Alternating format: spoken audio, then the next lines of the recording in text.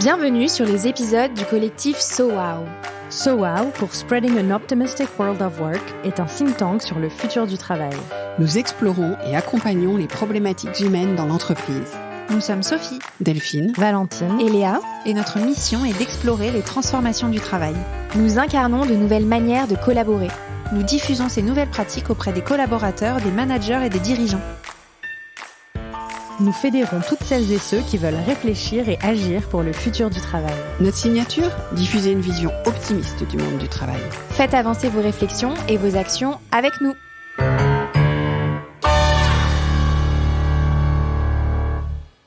Bonjour à toutes et tous et bienvenue dans le premier épisode à 7 voix du collectif SoWow. Je suis Léa Audrin et aujourd'hui chez SoWow, nous sommes accompagnés de nos 4 partenaires, Bigger, Urban Sports Club, Skill & You et Yemanja, qui nous soutiennent dans nos explorations et nos travaux autour de cette question clé. Comment rééquilibrer la relation entre talent et entreprise ? Alors, nous avions hâte de vous recevoir ce matin pour ce format inédit et de vous poser toutes nos questions. Ensemble, nous allons nous demander quels sont les enjeux de cette relation et comment la rendre plus équilibrée, plus qualitative, plus adaptée aux enjeux des entreprises et des collaborateurs. Commençons par les présentations. Alors, autour de la table, nous avons aujourd'hui Charlie. Bonjour. Qu'est-ce que fait Bigger, Charlie ? Alors, Bigger, c'est très simple. Nous, ce qu'on fait, c'est qu'on connecte les meilleurs talents indépendants avec les entreprises. Donc, on aide les entreprises à réaliser leurs projets à l'aide de freelance. Et donc, voilà, c'est ça qu'on fait et on y met beaucoup de cœur. On essaie de transformer la passion en succès, c'est ça qu'on dit chez Bigger et on y met toute notre énergie. À côté de toi, on a Loïs. Bonjour. Que fais-tu, Loïs ? Donc, je suis marketing manager chez Urban Sports Club. On est l'avantage salarial sport et bien-être le plus diversifié et flexible d'Europe. On est une entreprise allemande fondée en 2012 avec la vision de permettre à chacun et chacune de vivre une vie active et saine. Donc concrètement, on permet aux employeurs de cofinancer du sport et du bien-être pour que les salariés, à travers un seul outil, donc une seule application, un seul abonnement, puissent accéder à plus de 50 activités sport et bien-être. Voilà. Lucille, à ta gauche. Bonjour. Bonjour Lucille. Que fais-tu chez Skill & You ? Je suis directrice du B2B des partenariats chez Skill & You, qui est une société de formation. On est un groupe de 14 écoles et centres de formation et notre métier, c'est d'accompagner chacun dans la réalisation de soi à travers l'éducation. Et on aide aussi les entreprises à remettre la réalisation de leurs salariés au cœur de ce qu'ils font. Et à ta gauche, nous avons Marie. Marie, qui es-tu ? Que fais-tu ? Bonjour, je suis cofondatrice de Yemanja. Yemanja, c'est un aménageur de bureaux. Et notre mission, c'est de réaliser des bureaux qui ont du sens pour les entreprises qui placent les enjeux humains au cœur de leur stratégie. Donc, on est très intéressés par toutes les discussions avec SoWow à ce titre. Génial, merci. Et donc, nous, SoWow, on est venus en force aujourd'hui. On a Valentine autour de la table, Delphine. Bonjour. Et moi, Léa. Alors, cette année, on s'est tous mis autour d'une table, tous les 8, pour creuser une question clé, une question phare, qui est comment rééquilibrer la relation collaborateur-entreprise. Alors, on a entrepris une grande étude au sein de laquelle on a rencontré plus de 50 dirigeants et DRH pour justement aller comprendre les enjeux de cette question et y trouver des outils et des réponses. Alors nous, chez SoWow, on commence à avoir une bonne idée des sujets clés qui en ressortent. Mais ce qui nous intéressait aujourd'hui, c'était d'avoir votre prisme à vous, en fonction de vos secteurs, de votre couleur, de vos appétences, sur ces sujets-là. Et notamment autour de cette thématique clé qui est comment créer une relation augmentée entre l'organisation et les collaborateurs. Alors, le départ de cette question, c'est finalement de comprendre de quoi on parle. Et Charlie, est-ce que tu pourrais nous dire en quoi cette relation au travail a changé ? Quels sont les éléments tangibles qui ont réellement évolué, s'il te plaît ? Alors oui, bien sûr. Déjà, peut-être ce qu'on peut reposer, c'est le contexte. C'est-à-dire qu'on vient d'un monde où finalement on se réalisait au travail, principalement au travail. Donc le travail était très central dans la vie de chacun. Et d'ailleurs, ça se ressent même au niveau de la durée de travail, puisqu'on est passé de 45 heures de travail moyenne en 1970 à 37 heures aujourd'hui. Donc on voit bien qu'effectivement, il y a un rééquilibrage déjà sur le volume de temps qu'on passe à chaque chose. Et récemment, avec les outils digitaux et puis ce qu'on appelle le future of work, donc les nouvelles tendances de travail, on voit que ce changement, il s'accélère. Ça a été notamment le cas par le Covid, qui a été un formidable accélérateur. Même si c'était une période compliquée, il y a eu quand même énormément d'innovations durant cette période. Et il y a, je pense, 3 grandes choses qui ont changé dans notre rapport au travail récemment. Le premier, c'est évidemment tout ce qui est autour de la flexibilité. Donc on parle évidemment de télétravail, mais pas que. La flexibilité au travail, c'est de nouvelles façons de travailler, c'est rééquilibrer le rapport de force qu'il pouvait y avoir avant entre l'employeur et ce fameux lien de subordination et les collaborateurs. Donc on est vraiment en recherche maintenant d'un équilibre et d'être plus collaboratif et de co-construire ces nouveaux modes de travail avec cet équilibre temps de travail, vie pro, vie perso qui est très important. Le deuxième sujet, je crois, qui est très important, c'est notre rapport à nous-mêmes et le rapport qu'on veut avoir avec ce travail-là, notamment en ce qui concerne l'impact. L'impact, on en parle beaucoup, mais c'est un vrai sujet aujourd'hui pour les nouvelles générations qui arrivent sur le marché de l'emploi. On voit bien qu'elles ne se réalisent pas, elles ne se complaisent pas dans la vision du travail qu'on avait auparavant, qui était vraiment d'avoir une carrière dans un grand groupe. Alors j'ai un chiffre qui est assez étonnant. Nos grands-parents, donc 2 générations avant nous, restaient en moyenne 24 ans dans la même entreprise. Aujourd'hui, on voit bien que ce n'est pas du tout le cas. On est plutôt sur des cycles de 2 à 3 ans.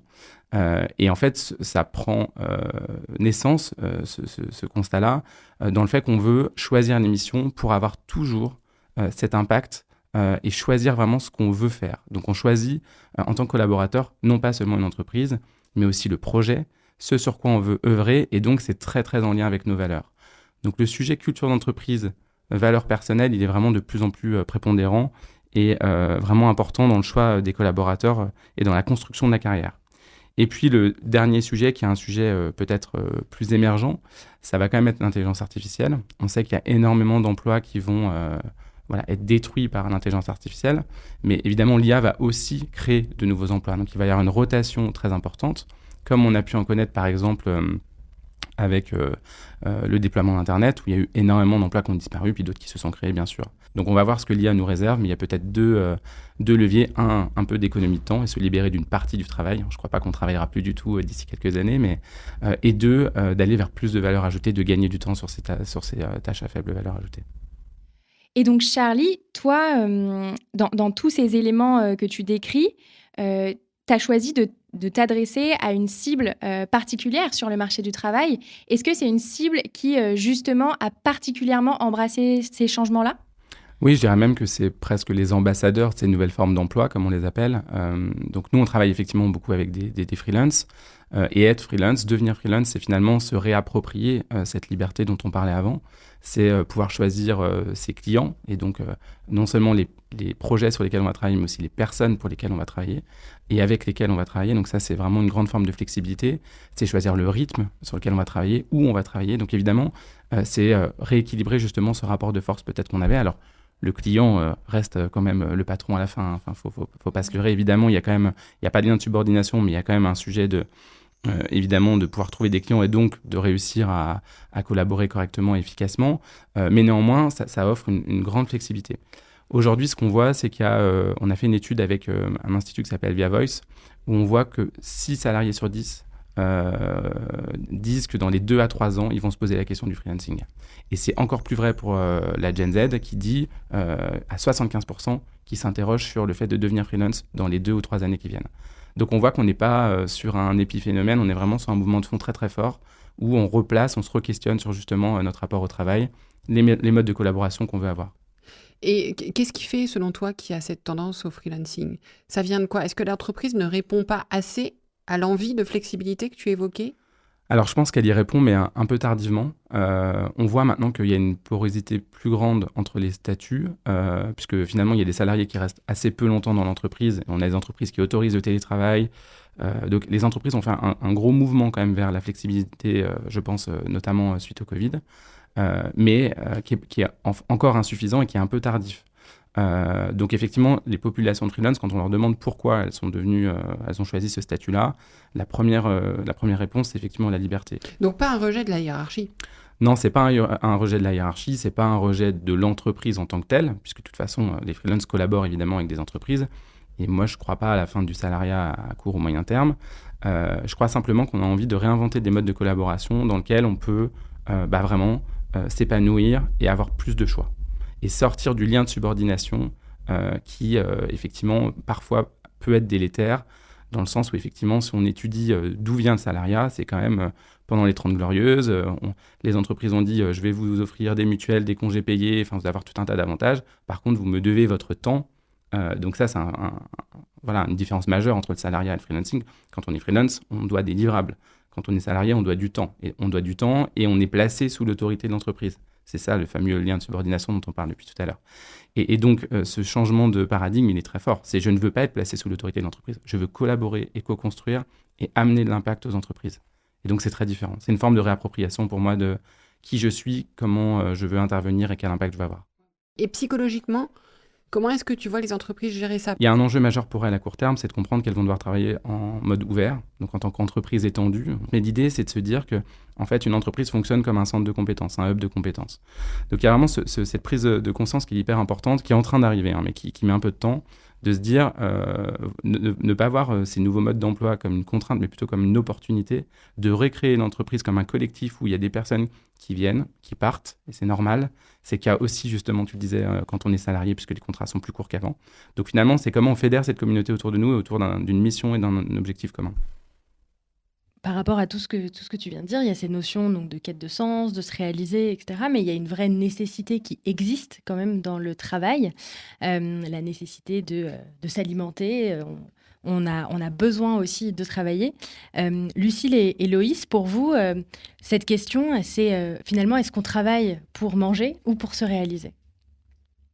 Moi, je pense que déjà, c'est un point qui fracture en fait la société. C'est-à-dire que je pense que tout le monde aimerait pouvoir se réaliser au travail, mais que c'est un luxe. C'est aussi quelque chose qui, dans l'imaginaire, est très développé. On dit toujours aux enfants, trouve quelque chose qui te plaît vraiment, tu ne travailleras jamais si ça te plaît. Du coup, je pense que d'une part, ça crée des attentes vraiment très élevées au travail. Et qu'ensuite, il peut y avoir une partie de la société, des gens qui, en fait, n'arrivent pas à accéder à des métiers pour se réaliser. Et là, ça crée une fracture parce que du coup, ça crée des métiers vraiment où on est là que pour la paye et il n'y a aucune satisfaction, etc. Et aussi, ça peut faire oublier justement les contraintes dont on parlait du travail qui, quoi qu'il arrive, existent. Et que le travail, ça ne peut pas être que de la réalisation. Il y a aussi de l'effort, il y a aussi de l'intensité. Et je pense que ça peut créer... oui, un déséquilibre dans la relation entre les salariés, entre les talents et les entreprises, avec peut-être à l'entrée sur le marché du travail des attentes qui peuvent être trop élevées parfois. Il y a plein de choses que tu as dites avec lesquelles je suis tout à fait alignée, notamment la notion de luxe qui m'a beaucoup interrogée. D'autres sur lesquelles j'ai peut-être une autre vision, typiquement la notion de l'effort. Pour moi, on peut se réaliser dans l'effort. Du coup, moi, je me suis repenchée sur ce que ça voulait dire, en fait, se réaliser. Et pour moi, ça veut d'abord dire savoir où on va, à quoi on aspire en fait. Pour me réaliser, encore faut-il que j'ai un objectif, un cap que j'ai envie d'atteindre. Et je pense qu'il y a beaucoup de personnes qui sont un peu perdues, qui ne savent pas en fait vraiment ce à quoi elles aspirent. Donc je pense qu'il y a un premier sujet qui est la question de l'orientation, de l'aspiration. Et il y a un deuxième sujet évidemment qui est celui des moyens en fait. Et c'est là que je te rejoins sur la question du luxe. Je pense que malheureusement, beaucoup de personnes n'ont pas le luxe de pouvoir chercher à se réaliser dans leur rapport au travail. Parce qu'effectivement, ils ont d'abord des besoins primaires. Petit big up à Maslow, des besoins primaires auxquels ils doivent répondre, se nourrir, se loger, etc. Et donc la réalisation, ça vient plus tard. Du coup, pour moi, il y a deux façons de voir les choses. Soit on est dans une situation où on a la capacité de paralléliser les deux. Je me réalise en travaillant, parce qu'effectivement, j'ai la chance d'avoir un travail qui me permet d'apprendre, de m'élever, de m'épanouir, voilà, d'aller toujours plus loin et d'avoir un rapport enrichissant au travail. Soit j'ai une relation au travail qui est plutôt transactionnelle. En fait, je viens travailler pour récupérer un salaire qui me permet soit de répondre uniquement à des besoins primaires, soit d'aller plus loin. Mais en fait, aller plus loin, je vais le faire en dehors du cadre du travail. Et moi, ma réalisation personnelle, elle se fait en dehors du travail. Et là, il y a plein d'éléments intéressants, je pense, à discuter, imaginer. Certains qui ont été évoqués par Charlie sur justement l'équilibre du temps de travail, du temps perso. Je pense par exemple à la question de la parentalité. Beaucoup de personnes aujourd'hui se réalisent dans la parentalité et du coup, ça induit d'avoir le temps de pleinement la vivre. Et donc, le travail peut, par exemple, me permettre d'avoir des horaires flexibles pour pouvoir me réaliser dans cette parentalité. Et c'est pas en travaillant en soi que je vais me réaliser là-dedans, mais c'est plutôt grâce à ce que je vais tirer de mon contrat en fait de travail avec mon entreprise. Et du coup, sur la notion du luxe, moi j'ai beaucoup interrogé la notion de l'accessibilité parce que on entend souvent parler d'entreprises qui se positionnent sur le segment du luxe accessible. Et en fait, je me suis dit, mais en fait, si on faisait justement de la réalisation un luxe accessible, concrètement, ça veut dire quoi ? Ça veut dire avoir accès à d'abord la capacité à s'orienter, à comprendre quelles sont mes aspirations profondes, où est-ce que je veux aller. Ça, je pense que c'est quelque chose qui est réalisable en entreprise. Et la deuxième chose, c'est d'avoir les moyens, justement, de réaliser mon rêve, mon objectif, en tout cas, une fois que je me le suis fixé. Et là aussi, je pense que l'entreprise a un rôle à jouer. En France, je trouve qu'on a encore beaucoup un rapport au travail qui est souvent très normé sur notamment, pour faire tel travail, il faut que j'ai fait tel parcours avant.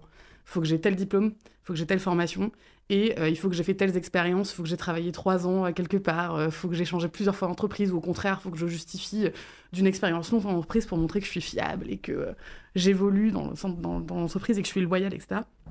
Et donc, je pense qu'il y a un premier sujet dans la responsabilité de l'entreprise là-dessus, qui est quel nouveau cadre on peut donner sur ces questions dès le recrutement, et de se dire comment est-ce qu'on peut ouvrir les horizons, rendre accessible tout simplement en revisitant ces critères justement d'accessibilité à un emploi, pour commencer. Et ensuite, c'est comment je crée un cadre de travail dans lequel je vais pouvoir donner des moyens à mon salarié, en ayant une équipe RH et managériale qui soit disponible, qui investisse du temps, en ayant un package aussi à proposer qui soit pas qu'une rémunération, mais qui soit aussi un accès au sport, un accès au bien-être, un accès à la psychologie, au soutien, qui soit aussi potentiellement un package augmenté dans lequel l'entreprise considère que sa mission, c'est de me faire réaliser mes rêves, mes objectifs, et donc de m'accompagner par exemple sur l'évolution de mes compétences, pourquoi pas à travers de la formation. Et pour rebondir là-dessus, je dirais que aussi le marché du travail pour l'instant et en fait les tâches qui sont disponibles, les missions des entreprises disponibles ne permettent pas à tout le monde de se réaliser, tout simplement parce que pour l'instant notre société capitaliste en fait elle n'est pas faite pour ça, elle n'est pas faite pour que les gens se réalisent, elle est faite pour créer de la valeur financière principalement. Donc parce que voilà, si on regarde les plus gros pourvoyeurs d'emploi, la banque, l'assurance, l'agroalimentaire, etc., malheureusement, c'est des métiers dans lesquels je pense qu'il y a plein de gens qui se réalisent. Mais il y a aussi beaucoup de gens qui estiment que c'est des métiers, en fait, qui ne participent pas à une société plus juste, plus écologique, etc. Je pense que beaucoup de gens se posent cette question-là. Pour préparer l'épisode, j'ai consulté un sondage de l'ANACT qui dit donc plus de 8 actifs sur 10 estiment aujourd'hui que leur travail a du sens. Mais quand on regarde dans le détail, à 45%, c'est plutôt du sens. Je trouve que c'est déjà un aveu en fait de doute. En fait, oui, on se convainc que mon travail a du sens, etc. Parce que sinon, en fait, on se sent malheureux. Mais est-ce que vraiment il a du sens ? Donc, je pense qu'aussi, il faut réduire le sentiment de responsabilité des personnes sur le fait de pouvoir trouver du sens et de la réalisation dans les missions de leur entreprise, parce que juste, c'est pas possible partout. Et c'est pour ça qu'au-delà de la mission de l'entreprise, il faut que juste l'environnement de travail et les valeurs de l'entreprise, même si la mission n'est pas la plus vertueuse possible, que tous ces points-là, au-delà de ça, permettent de se réaliser. Donc voilà, c'est pour ça que les avantages salariaux notamment, ça peut pallier, entre guillemets, en attendant, et puis ça peut permettre aussi, en fait, de petit à petit mettre des petites billes pour changer la culture d'entreprise. Et en commençant comme ça par le bas, on peut réussir à faire créer des changements plus importants ensuite par le haut. Voilà. Mais ce que tu dis, on l'a constaté pendant la crise du Covid. Les métiers essentiels, ils se sont révélés en l'espace de quelques semaines. Donc sur le sens, de la manière dont tu l'appréhendes, je suis d'accord avec toi. Et puis ensuite, toujours à la sortie du Covid, quand on s'est posé la question de comment refédérer les gens autour d'une mission, comment les faire revenir au bureau, etc., on a aussi questionné la question, le sujet de l'environnement, de qu'est-ce qu'on propose réellement, tout ça, ça a été très challengé. Et on se rend compte que finalement, 2 ans après, on a un petit peu d'amnésie quand même sur ces sujets et c'est déjà très loin, alors que finalement, on en revient à ces sujets qui ont été tangibles pour nous il y a quelques années. Ouais, moi, je mettrais un tout petit bémol. J'ai bossé 15 ans dans la banque. Et la mission de la banque, elle est importante parce qu'en fait, la mission de la banque, elle est de permettre d'avoir un compte bancaire aux femmes, par exemple, pour être indépendante. Elle permet de les éduquer. Elle permet d'avoir un compte bancaire à tout le monde, donc elle permet de manger. Voilà, elle permet aux gens de construire des projets. On travaillait beaucoup sur la mission de l'entreprise. Moi, j'étais dans un groupe qui était déjà très, HSBC, qui était déjà très sur le travail sur la vision il y a plus de 20 ans de cela. Donc ça, c'est un point important. Et paradoxalement, pour avoir travaillé avec des entreprises qui sauvent des vies, littéralement, des hôpitaux, le sens est beaucoup plus complexe à trouver. Parce qu'il y a une dégradation dans l'emploi des métiers. Attention à ce qu'on projette sur le sens. Donc en fait, je te rejoins, mais je mets un bémol parce que je pense que je suis d'accord sur l'accessibilité, je suis d'accord sur tout ça, mais ne jugeons pas le sens de l'extérieur parce qu'on a beaucoup de surprises. Je suis tout à fait d'accord. En fait, ce que je voulais dire, c'est que même si la mission de l'entreprise n'est pas en phase 100% avec nos valeurs, il y a plein d'autres manières de se réaliser au travail, en fait. Et que justement, sur ces métiers essentiels, je pense que si beaucoup de gens voudraient les faire, mais juste ils ne sont pas assez rémunérateurs. Donc, beaucoup de personnes se rabattent sur d'autres métiers qu'elles ont sûrement aussi envie de faire, mais moins. Donc voilà, tant que la société ne rémunérera pas à sa juste valeur ces métiers essentiels, je ne pense pas qu'on pourra atteindre un taux de la population suffisant qui se réalise au travail, en fait. Voilà. Charlie, tu voulais réagir sur la question du sens ? Oui, en fait, je pense que tout ce qu'on vient de dire, on voit bien le débat qu'on a même entre nous, pose la question de le sens pour moi. Et en réalité, je pense que ce qui est important, c'est de savoir ce que chacun a envie de faire. Et ça pose quand même un certain nombre de sujets, notamment sur aussi comment les entreprises communiquent leur mission, leur ambition. Ce que tu viens de dire, Delphine, c'est assez intéressant. C'est vrai que moi, c'est pas exactement la vision de la banque que j'ai aujourd'hui. Et pourtant, tu as raison. Donc en fait, je pense que l'énonciation de la mission, réussir à embarquer ses collaborateurs en expliquant la fin des fins, ce qu'on apporte même dans un projet de société. Et donc, on en revient à cette notion d'impact. Quel est l'impact de l'entreprise ? Quel est le rôle de l'entreprise ? On voit bien que ce rôle, il est en totale mutation. Puisque si le rôle de l'entreprise, c'est pas uniquement de créer de la performance financière, j'ai dit uniquement, bien sûr que c'est un des rôles importants, si on a besoin d'attirer des nouveaux collaborateurs qui se retrouvent dans l'impact de l'entreprise et donc dans le projet d'entreprise et les valeurs et la culture qu'on crée, alors il faut qu'on communique différemment auprès de ses collaborateurs et des travailleurs au sens large, pas que des collaborateurs, on a parlé du freelancing, des travailleurs au sens large. Et donc ça repose vraiment qu'est-ce que l'entreprise est en tant qu'entité ? Comment elle doit communiquer autour de sa mission, de son ambition, avec toutes les parties prenantes. Là, on a l'angle collaborateur, mais c'est vrai aussi plus largement. Et on voit bien que le travailleur, lui, il doit se poser la question de qu'est-ce qu'il veut faire. À deux titres. Le premier, c'est de se dire quelle est la place du travail dans ma vie. Et c'est pas grave de dire aujourd'hui, je suis dans un mode plus consommateur parce que je suis dans un moment de vie, tu as parlé de la parentalité par exemple tout à l'heure, ou soit dans un moment de vie, soit effectivement ma vie s'est construite différemment. Et deux, si le travail est important et que je me réalise dans mon travail, qu'est-ce que j'ai envie de faire et à quoi j'ai envie de contribuer ? Et donc ça repose vraiment des deux côtés, je trouve, des questions qui sont fondamentales et qui du coup nous réunissent aujourd'hui autour de la table parce qu'elles ne sont pas simples. Je veux rebondir sur ce que tu dis, Charlie. En fait, je pense qu'il y a une notion, on parle d'équilibre. Tout ce qu'on discute aujourd'hui, c'est pour trouver comment amener plus d'équilibre. Et pour moi, ça induit forcément une notion de flexibilité et de catalogue d'offres, en fait, quelque part. Et je pense que ça pousse à une réflexion qui est sur comment l'entreprise met de la flexibilité dans ce qu'elle est capable de proposer pour effectivement convenir à la définition de chacun sur ce que c'est que se réaliser. Alors évidemment, chaque entreprise peut avoir un grand prisme, un grand choix qui va poser et qui va devoir communiquer dans sa marque employeur. Chez moi, la réalisation, elle va plutôt passer par le sens du travail, parce qu'effectivement, notre job, c'est de sauver la planète.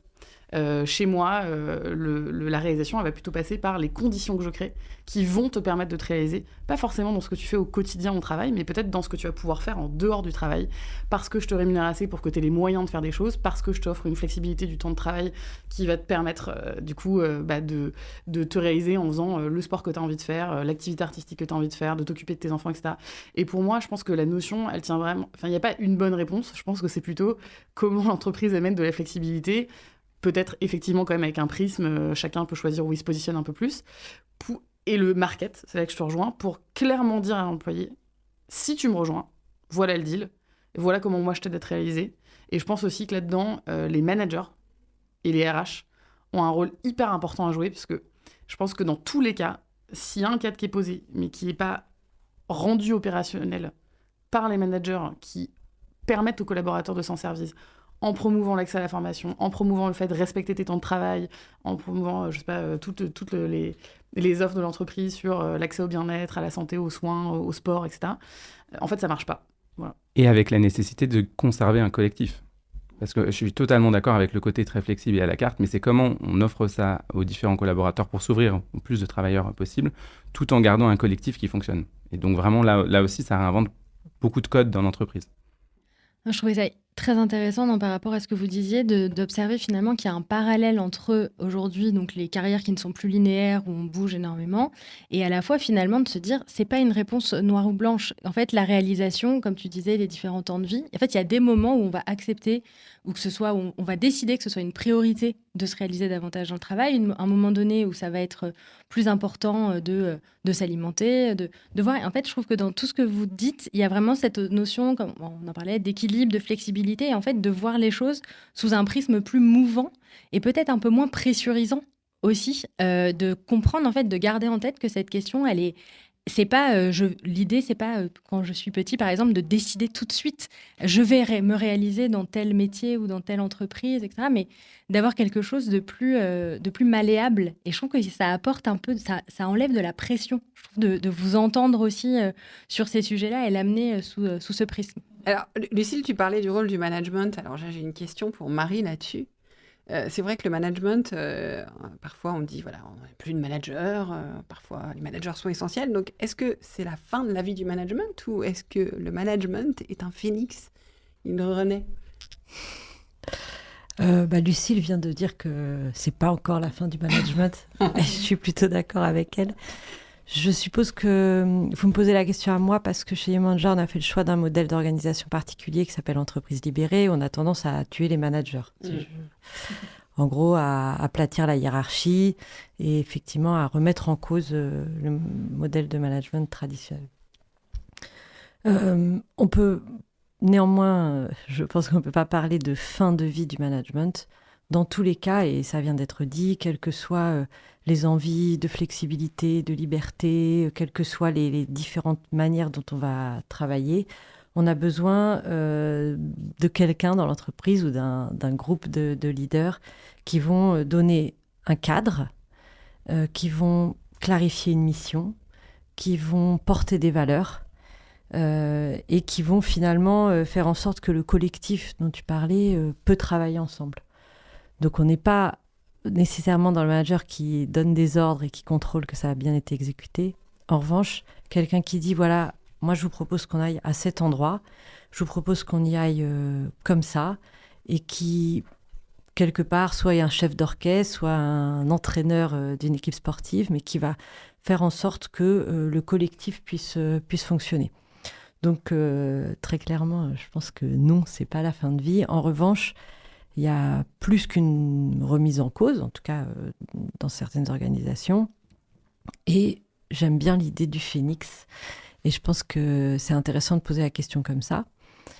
J'ai l'impression que le confinement a été un moment où tous les managers, 100% des managers, ont été obligés de faire confiance à leurs équipes, même si ce n'était pas forcément dans leurs habitudes avant. C'est-à-dire que le jour 1 du confinement, globalement, enfin c'est pas le cas pour tous les métiers, mais tous les salariés étaient chez eux et tous les managers étaient obligés de considérer que le salarié était en train de faire sa mission.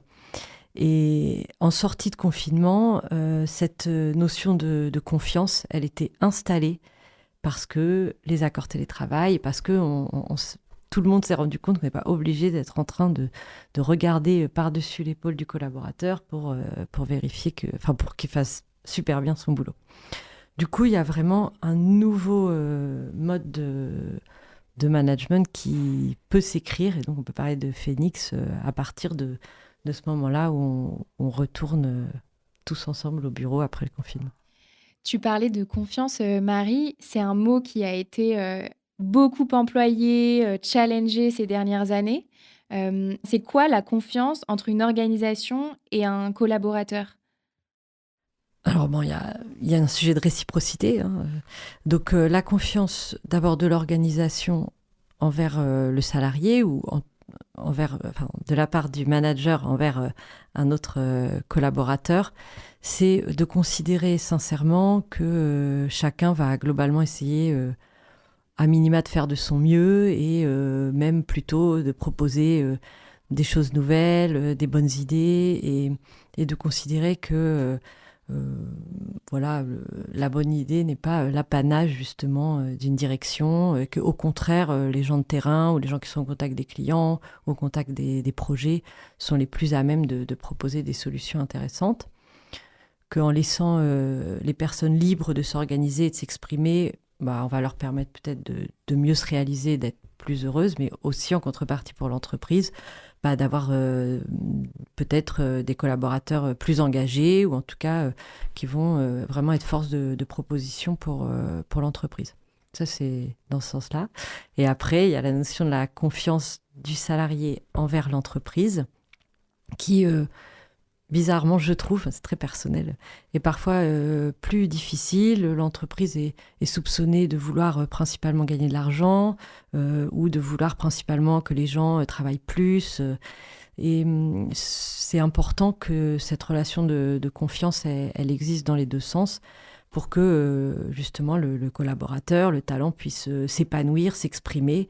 Il faut qu'il soit à l'aise avec le fait que si quelque chose ne fonctionne pas, l'entreprise va lui dire en bienveillance, que s'il bosse bien, tout le monde va applaudir, que s'il fait une bêtise, c'est génial parce qu'on va tous apprendre ensemble quelque chose. Donc, c'est vraiment, je pense, la clé du management Phoenix, la confiance. Mais alors, qu'est-ce que ça implique dans la posture du management ? J'ai du mal à en parler... de faire une généralité, je suis pas consultant en RH, mais moi, de mon point de vue personnel, j'ai fait ce chemin, parce que je suis quelqu'un de très contrôlant, j'étais directrice administrative financière, j'aime bien regarder des tableaux, des KPI et tout ça. C'est vraiment de commencer par considérer que sa manière de faire et son idée n'est pas nécessairement la meilleure, et que d'ailleurs, il n'y a peut-être pas forcément une meilleure idée. Et donc d'écouter sincèrement ce que n'importe qui dans l'entreprise propose et d'essayer vraiment de se dire ok, là cette personne propose ça, finalement peut-être qu'elle a raison et il faudrait qu'on fasse comme ça. Donc ça c'est une posture qui est pas très naturelle, et d'accepter aussi le feedback des autres, c'est-à-dire, le feedback c'est super important dans le management, c'est notamment pour ça qu'il faut aussi des managers, je ne l'ai pas dit au début, mais pour progresser, on a besoin que des gens autour de nous nous disent, là t'es fort, ça tu pourrais bosser, et puis qui vont donner des clés pour avancer dans sa vie professionnelle. Bon, je ferme la parenthèse, mais en tout cas, oui, on a besoin aussi d'être un manager qui va accepter de recevoir des feedbacks de son équipe, par exemple. C'est une posture très intéressante. Est-ce que tu as un tips qui t'a permis de faire ça ? Quelque chose de particulier ? C'est quoi ta botte secrète ? Déjà, j'ai lu Reinventing Organization de Frédéric Laloux. Ensuite, je me suis associée avec, un peu par hasard, avec quelqu'un qui est très différent de moi dans son fonctionnement. Et le premier jour, moi, j'avais déjà tout fait le plan de ce qu'on allait discuter. Et voilà, elle a commencé par déconstruire entièrement mon plan. Et là, j'ai dit, OK, c'est le moment de se laisser porter. Et c'était un déclencheur. Peut-être ce qu'on peut dire aussi au travers de cette discussion, c'est intéressant, c'est que la confiance, elle nécessite aussi une responsabilisation des collaborateurs. Et donc, en fait, là aussi, on réinvente le rôle du manager, qu'il soit manager en titre ou animateur d'un collectif ou d'une communauté dans l'entreprise, mais ça nécessite aussi que du coup, du côté du travailleur, du collaborateur, il y ait ce mouvement. Et je crois que ce qui est compliqué là actuellement, c'est que les deux mouvements s'opèrent, mais pas nécessairement à la même vitesse, et donc il faut qu'on réapprenne un petit peu à travailler ensemble.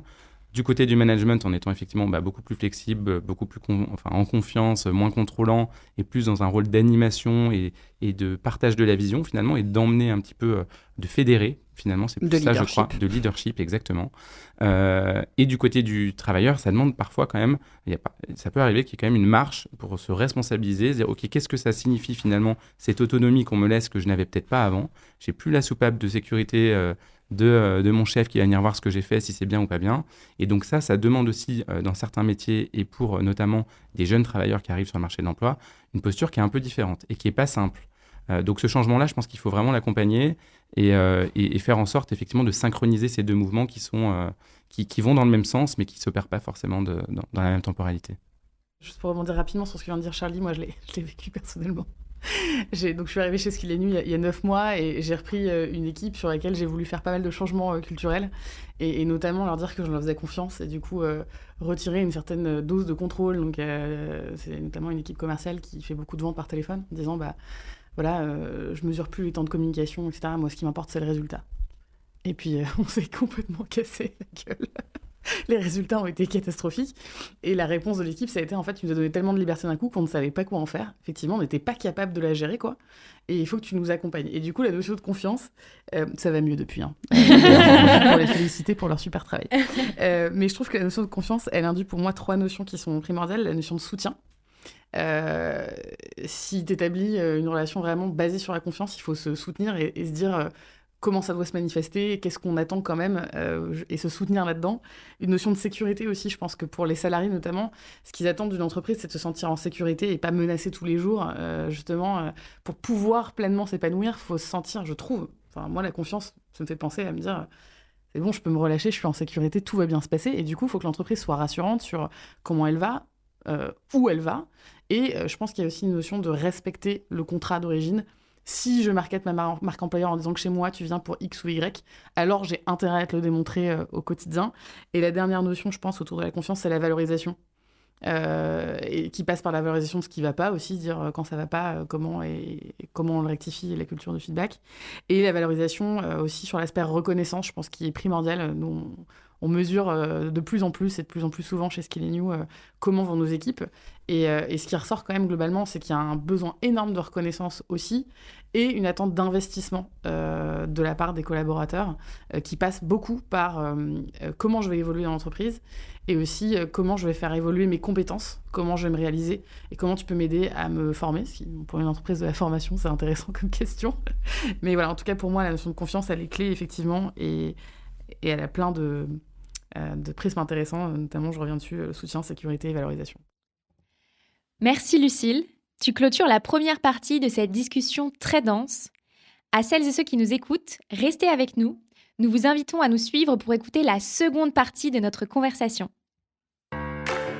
Merci beaucoup pour votre écoute. Nous espérons que ce riche épisode avec nos 4 partenaires Skill & You, Yemanja, Bigger et Urban Sports Club vous aura apporté des clés de lecture intéressantes sur les transformations du monde du travail et ce qui se joue aujourd'hui dans l'équilibre de la relation entre talent et entreprise. Si cette discussion vous a interpellé et que vous souhaitez en savoir davantage sur l'étude que nous menons et la conférence que nous donnerons en novembre 2024 à ce sujet, vous pouvez manifester votre intérêt en nous envoyant un message directement sur notre page LinkedIn Collectif So Wow. Nous vous invitons également à suivre nos 4 podcasts, L'entreprise de demain, Work Narratives, Chef et Le Tilt, ainsi que notre page LinkedIn, donc Collectif So Wow, sur laquelle nous publions régulièrement des nouvelles de nos projets et de nos travaux. Tous les liens pour ce faire sont en description de l'épisode. Je vous dis à très bientôt pour un épisode du Collectif So Wow.